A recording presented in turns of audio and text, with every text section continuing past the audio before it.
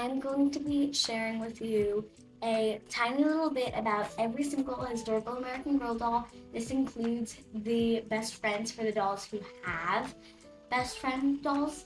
Um, so let's get started. So this is a good option if you don't want to watch a long bit, but you want to learn more about American Girl. So we're going to start off with Kaya. By the way, we're going in order of how old they take place. So the oldest is Kaya. She takes place in 1764, and she is a girl who is a member of the Nez Perce tribe in the Pacific Northwest. She dreams of being a leader. Next, we have Felicity Merriman, and she is from 1774. She's a spunky girl in colonial Williamsburg, Virginia, and she's kind of caught between loyalist and patriot loyalties, which is really hard for her, especially because her best friend, who was also made into a doll, Elizabeth Cole, is a loyalist, but her family is mainly patriots. Next, we have Caroline Abbott. She is from 1812, and she takes place during the War of 1812. She lives on Lake Ontario, and she helps out with her family's shipyard. Next, we have Josefina Montoya from 1824. She's a quiet girl living in New Mexico under Mexican rule, and she really wants to be a healer when she grows up. And then we have Marie Grace and Cecile. These girls take place in 1853. They're not exactly best friend dolls because they're equal, so there's not a more important doll and her best friend.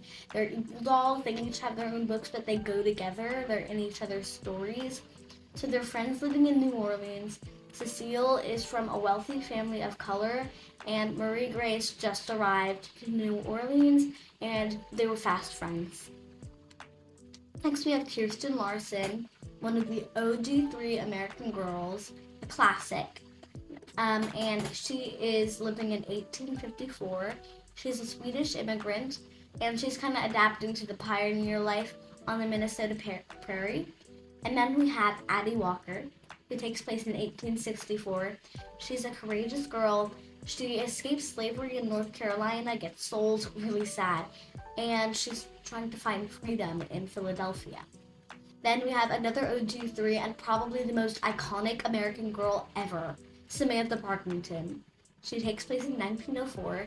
She's an orphan who lives with her wealthy grandmother and, for a period of time, her uncle in New York during the Progressive era or the Edwardian era.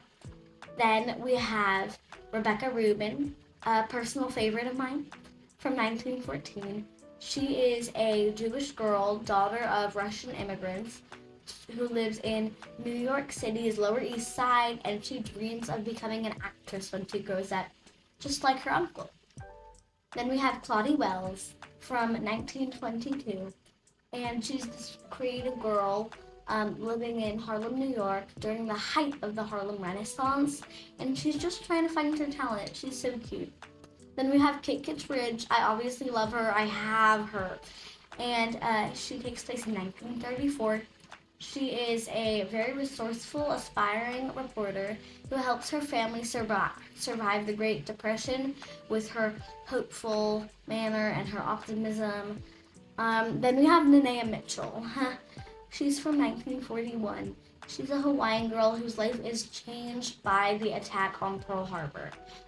Then, who takes place 44 years later, another really iconic OG3, we have Molly McIntyre. She is a girl living on the home front during World War II. She misses her father, who is a doctor serving overseas. And her best friend doll is Emily Bennett, who is a British girl staying with Molly to escape the Blitz. And I forgot to mention, Kit's best friend is Ruthie Smithens, and her family is less affected by the Depression.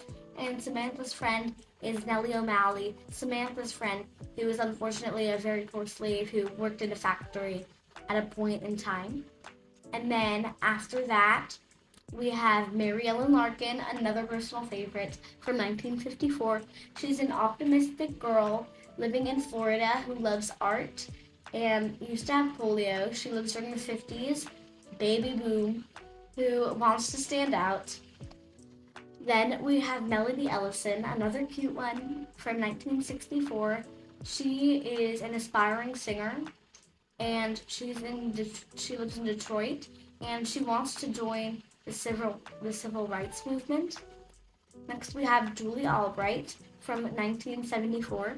She's a little girl living in San Francisco who's unfortunately dealing with her parents' divorce and fighting to be on her basketball team.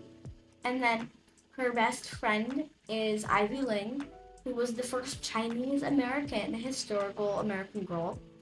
Next, we have Courtney Moore, who takes place in 1986, the year that American Girl came out. So she has the cutest mini Molly doll, and she's a total 80s girl. She loves video games and pop culture from that time. Then we have the historical twins, Isabel and Nikki, and they take place in 1999. They're twin girls who are living in Seattle. They have very different styles. Nikki, the tomboy, and Isabel, the totally girly tennis girl. And they're kind of navigating the whole Y2K thing. So those are all of the historical American Girl dolls as of 2026. I hope that you all enjoyed this video. Bye!